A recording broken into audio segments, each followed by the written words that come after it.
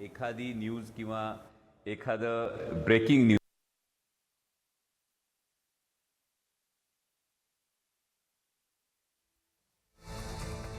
काल त्यांनी एक वक्तव्य केलं होतं, ऑफरवर विचार करू. मात्र या वक्तव्याचा वेगळा अर्थ काढल्याचं विधान आता अमोल कोल्हे करताना पाहायला मिळत आहेत. माझ्या विधानाचा वेगळा अर्थ काढला गेला असंही अमोल कोल्हेंचं म्हणणं आहे. पुणे नाशिक रेल्वे संदर्भात माझं वक्तव्य होतं. पवारांची राष्ट्रवादी एकत्र आहे आणि एकत्रच राहील असा विश्वासही त्यांनी व्यक्त केलाय. मात्र काल त्यांनी जे विधान केलं होतं, राजकीय वर्तुळामध्ये चर्चांना बरंच उधाण आलेलं होतं.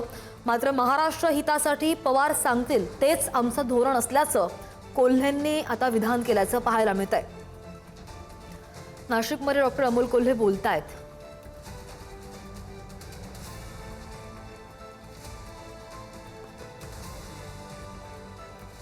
तर या संदर्भामध्ये माननीय पृथ्वीराज बाबा चव्हाण हे मुख्यमंत्री असताना MIDC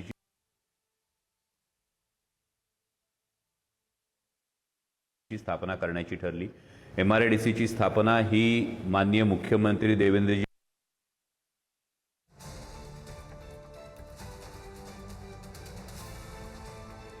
गती मिळाली.